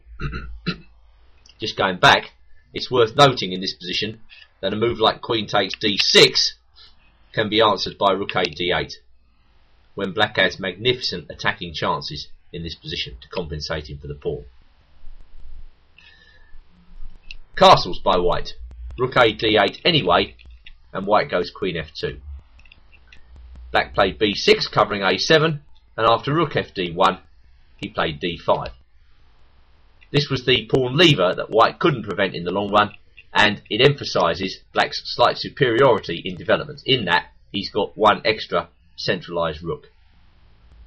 Comparing the pieces, we see that black's pieces are more active. Every single one of black's pieces is more active than its white counterpart, and black has a superior pawn formation on the queen side. Therefore black holds quite a substantial advantage in this position. White tried to rectify matters by centralising the rook, and now black unleashed the power of his Fianchetto bishop by taking on e3 and then playing bishop d4. King f1 at least got one white piece off the diagonal, but king g7 continued to mount the pressure. Rook d3 was answered by bishop takes f2, and after rook takes d5, c takes d5, king takes f2, white was evidently hoping to hold this king and pawn ending. But the problem for white in this position is that, to all intents and purposes, black is a pawn up, due to the fact that white's got double pawns on the queen side. Moreover, black already has a passed pawn. So I think white well, I'm not sure what he could have done about it. White underestimated black's chances in this position. It all turned out uncomfortably for white after g3, d4 check. King d3, of course, the passed pawn in endgames of this type, completely ties the enemy down. b3, h5, a4, f4. And white decided to resign. The problem for white in this position is that he's going to be run out of moves. Eventually, black will be able to take control of the position and advance his passed pawn. Already after f4, white is struggling to find a good move. For instance, if he plays g4, black will simply take and play king d5, and already white's run right out of moves. He plays b5, black just waits until the moves are exhausted, then his king can come into e4. Going back to the position after f4 by black, well, black is already threatening a move like, for instance, if white goes b5, f takes g3, and then h4. And again, this comes to a very uncomfortable position. f4 is not working due to king f5. And again, black is winning this position very comfortably. So, El Joish decided to resign. I think what I'm saying, going back to the opening, is that if you can, you should play e5. It worked out very well for black in this brief game. It's a feature of the Foxy Opening series that perhaps we pull out games that you won't see elsewhere, and certainly this is true of the coming encounter, which is between Volker Nowick and Johann Heinzinger, and this game was played in the Vienna Open in 1996. It's an obscure game by any standards, but it suits our purpose admirably, as this will be our first encounter with the dangerous move bishop b5. This is one of the acid tests of black's resources. White pins the back knight on c6 and makes it difficult for black to play e5. Well, black should resolve this situation as quickly as possible with a6 and just allow white to double the pawns. In the coming game, white played knight f3. So just dropping back, how should black develop counterplay in this position? Well, certainly black has got to be thinking about two things. One, he's got to be thinking about using the b file. So rook b8 will be very much on the cards. Secondly, he's got to be thinking about, as the game develops, getting his light squared bishop into the game. These two themes black should keep in his mind. Of course, in the background, black's got a sensible development plan of just knight f6 and castles. It's not easy for white to get an automatic kingside attack in this position. The open b file will just give black too much counterplay. For instance, white is already dissuaded from castling on the queen side. So the game has changed in nature due to the capture on c6. White decided to play straightforwardly in this game, and black responded in kind. So knight f6 by black, threatening knight g4. White takes a little time out to stop knight g4, and both sides castle, followed by rook b8. So just common sense moves all round. Rook b1. White recognises that perhaps b3 is not a move he wants to play right away. All the same, rook b1 is rather passive looking. Black plays knight d7. There still seems to be no rush at all to get this light square bishop into the game. Queen d2, and now rook e8. Again, a very sensible move. And the point of this move is to be able to preserve the dark square bishop after bishop h6, bishop h8, and this is exactly what happened in the game. Rook fd1, c5.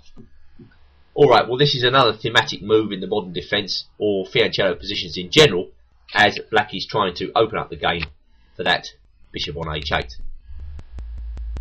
Now white recognises really that, again, he's emerged from the opening with no especial advantage. He's got a minimally better pawn structure, but black has the two bishops in active play as compensation. What white should probably settle for is a move like d takes c5. But after knight takes c5, it's obvious that black's pieces are starting to come to life. White is certainly not better in this position. In fact, black has perhaps slightly the better of things due to his extra central pawn. Thus, white, quite irrationally in my view, decides to go ballistic in this position with e5, with no real reason why he should be doing this. I mean, black is well placed to react to anything that white is doing here. White has no real attack. C takes d4 was answered by e6. Again, you know, quite irrationally, really, white is trying to blow black away, but black's position is quite resilient. Heinziger takes on e6, white takes on d4, and now knight e5. Both a defensive move, the bishop on c8 covers e6, and an attacking move in the sense that knight c4 is on the cards, as is knight f7, which encourages white to move that bishop on h6 away. White could find nothing better than knight e4, whereupon black started to put his extra central pawns to good use after c5. Knight b3, well, when you see such a move, you know that white's position is starting to go downhill, because yes, white does have the threat here of knight takes c5, exploiting the fact that the d6 pawn is pinned, but black can easily defuse that bomb with queen b6, as happened in the game. White played queen f4, and knight f7 again easily parried any white threats that may have been building up. Bishop g5 was answered by bishop g7, and queen h4 was answered by knight takes g5. Time and again in the modern defence we see that if black manages to nab the dark square bishop from white, then really there's no attack to be found. And so this was really revealed after queen takes g5. Obviously white can take with the knight in this position. Well, the simplest move of all then is h6, whereupon white has absolutely no compensation for his pawn disadvantage. So queen takes g5, queen b4 attacking the loose knight, rook e1 defending the knight, and now black starts to assume the initiative with c4.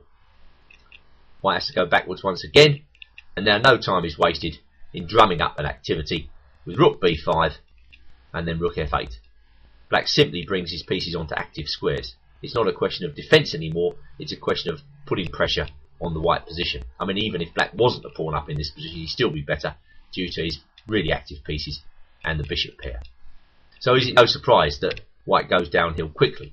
He plays a3, queen a4, knight c3, but then comes queen takes c2. This is an excellent exchange sacrifice by black, emphasising all the positive points of his position.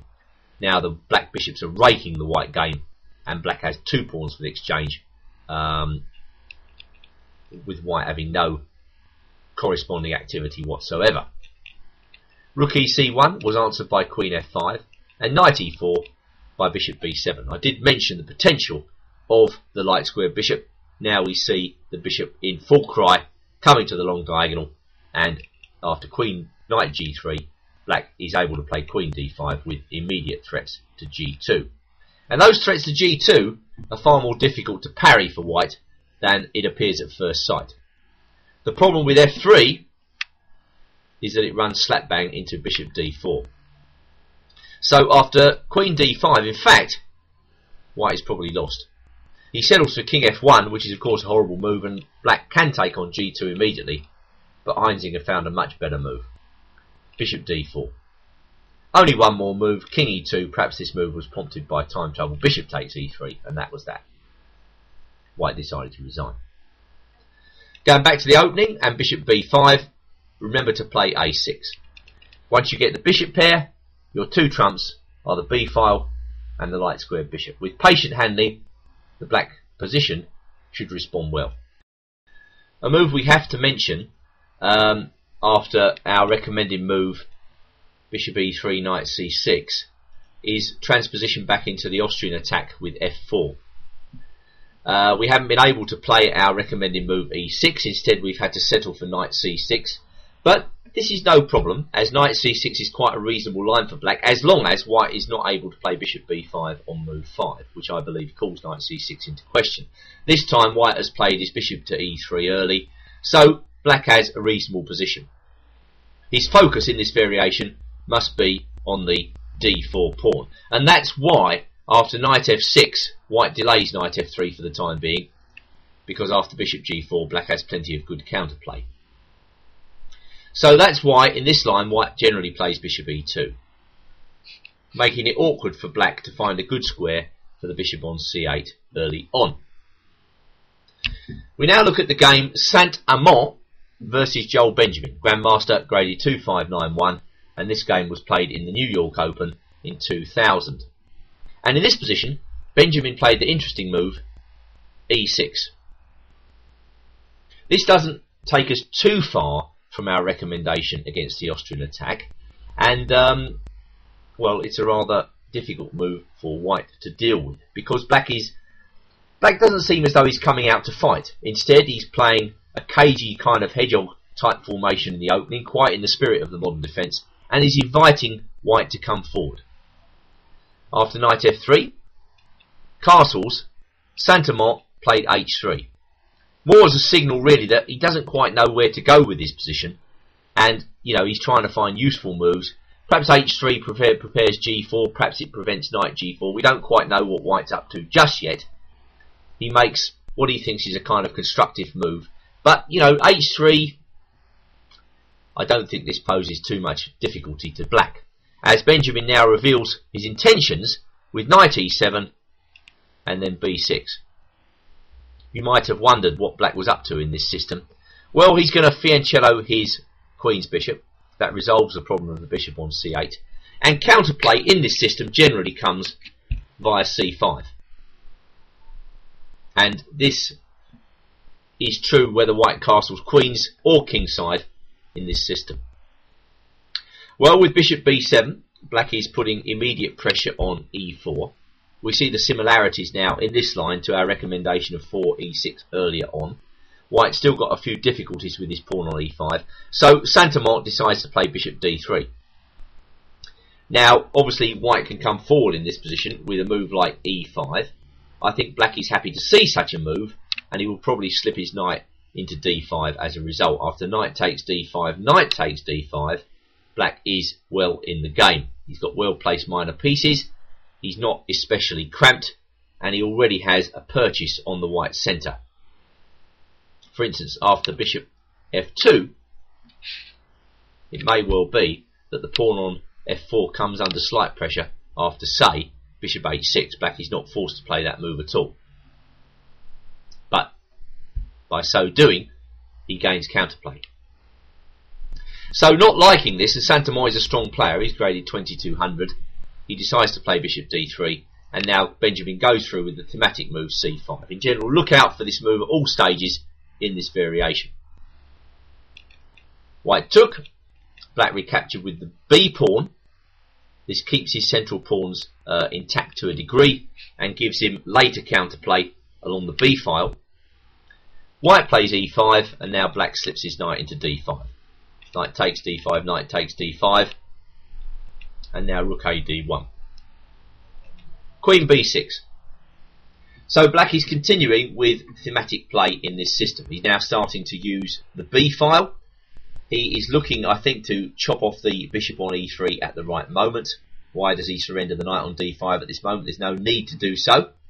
And he's preparing to bring his rooks into the game. Possibly rook a d8 would be an awkward move for White to face here, as the White queen would then be on the same file as Black's rook. So all in all, not an especially difficult position to play for either colour, but you have to say that Black's position looks slightly more preferable here due to his less compromised pawn formation and his well-placed pieces in the centre. As is common with a lot of these positions, the White bishops are slightly uncomfortable here. Saint-Amant took on d6, Black took on b2. He sees no ghost. The pin rook b1 is not especially dangerous at this moment in time. Bishop c4 was answered by rook a d8. Saint-Amant took on d5, and then he played rook b1. So what has Benjamin got against this pin? Well, it's necessary to keep White on the hop. He plays d4, forcing the bishop back to f2. He takes on f3, clearing the b file, a very important move, and laming White's kingside. And then he takes on d6. If necessary, he can always defend the bishop with rook to b8. So queen to d3. Queen to b4. Rook fe1. And now Black plays rook b6. So despite all the complications, Black has emerged from these difficulties with a very good position. He's got much the better pawn structure. White's pawn structure is in tatters. 5 isolated pawns, and some of his pawns are doubled too. Black is a pawn up and has no particular problems with his king. White tries to stir up some trouble with f5, but Black is right on the ball here. Queen c3, offering exchanges. White can't really afford to exchange the queens at this point. Well, Benjamin just steps in with his queen, bringing his queen to a more influential position, and there may be some possibilities of even attacking the white king with queen g5 check. Saint-Amans plays queen e7, queen takes c2, and now bishop h4. So it's all hands on deck for white now. The only thing he can hope for really is some sort of attack against the black king. But after d3, the real state of affairs is revealed. The bishop on b2 is now a defender as well as a thorn in white's flesh. White has no real attack. So queen takes a7 is just a desperate move there. Bishop d4 check, uncovering an attack against the rook on b1. King h1. Rook takes b1. Saint-Amans resigned. So another game really where f4 in the opening was made to look inflexible. Black played very well, very dynamically, and he exploited the deficiencies in the white setup. The white setup was made to look cumbersome, and Saint-Amans never really got any attack. To close volume 1 of this DVD then, another classic modern defence game where black soaks up early pressure, then gives white something to think about on the rebound. This comes from the Hastings Grandmaster Tournament in 1974, and it's between International Master George Botterill and Grandmaster Albin Planage. Interestingly, Botterill was one of the authors of the famous book on the modern defence back then, along with Raymond Keane. So it's fascinating for me to see Planage actually playing the modern against somebody who he must have known was an expert on this variation. I've taken a slight liberty with the move order here. In fact, Botterill played 4f4, but will soon transpose back into our favoured variation after f4 on move 5, then knight f6, and once again bishop e2, preventing the entry of the bishop on c8 into the game. Planage castled. White played knight f3, and now our recommended move here, e6.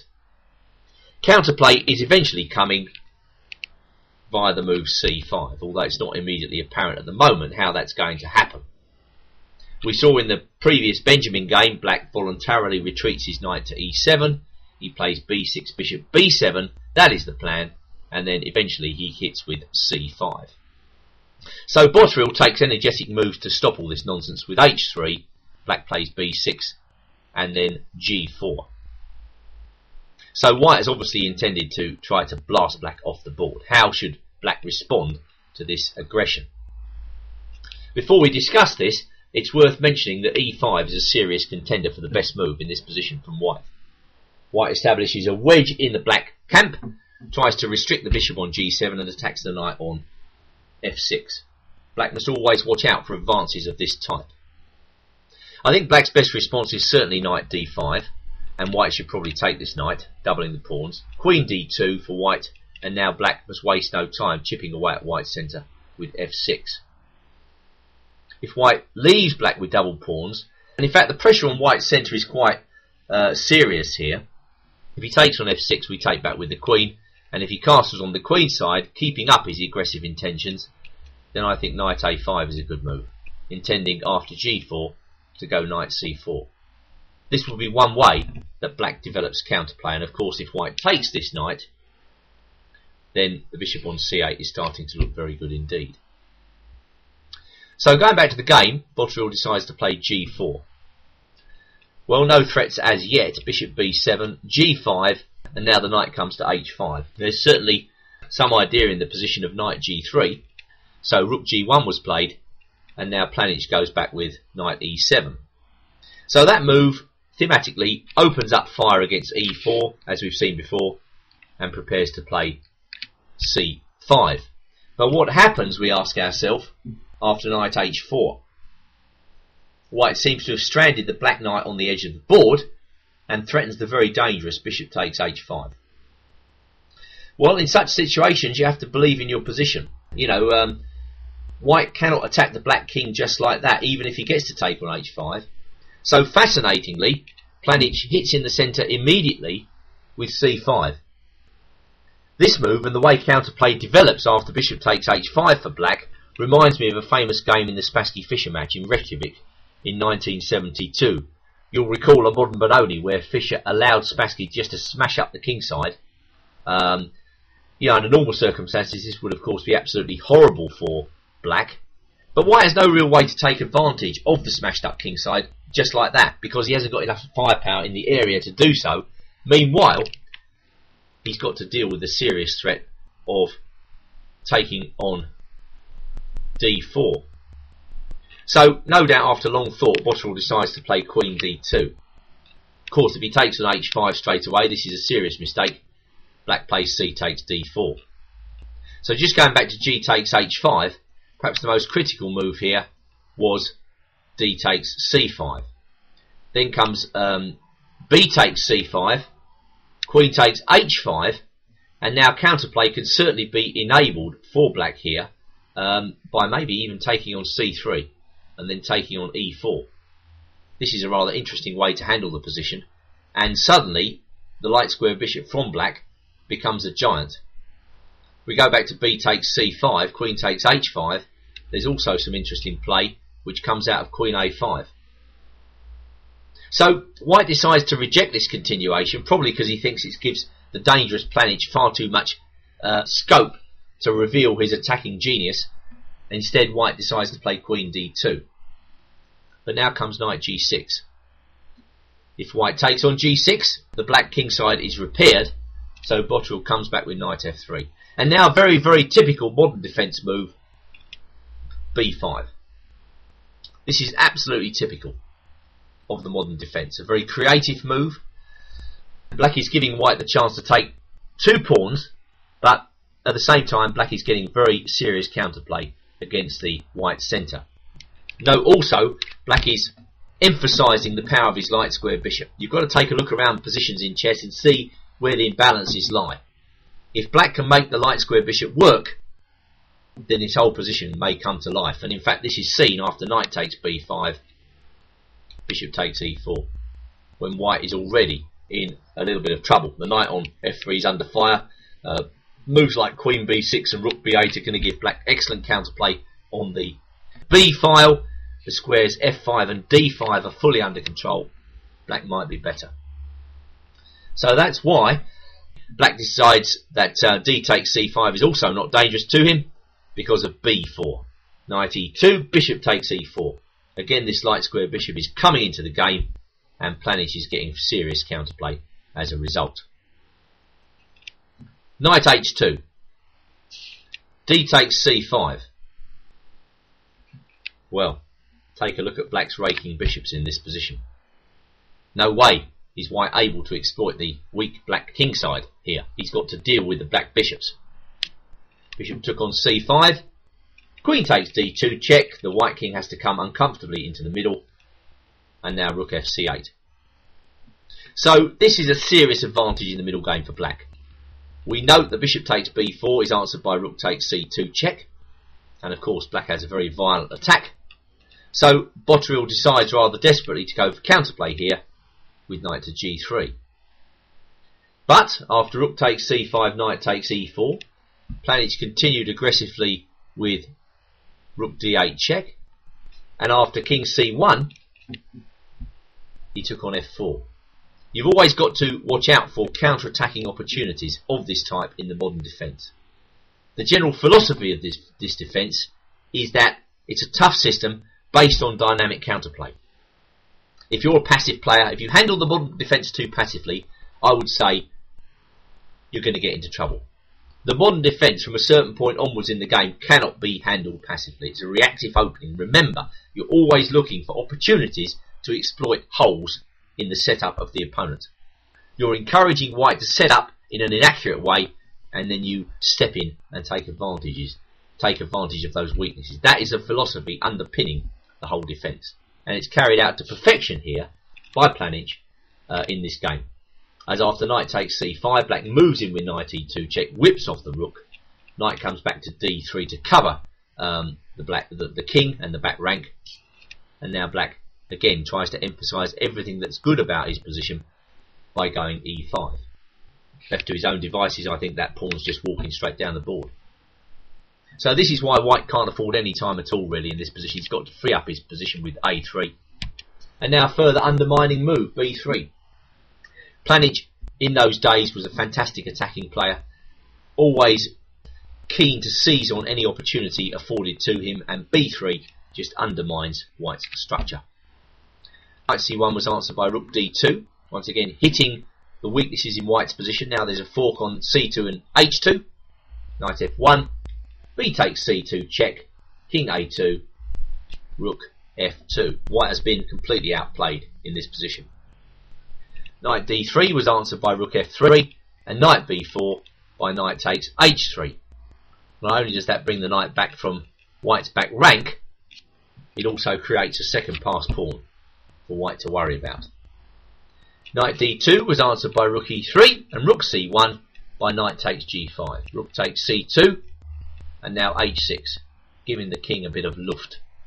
Rook c8 check, king h7, knight c4, and now rook e2. The rook takes up diagonal opposition to the white knight on c4 and prepares the advance of the h-pawn. Rook c7 h4, logical.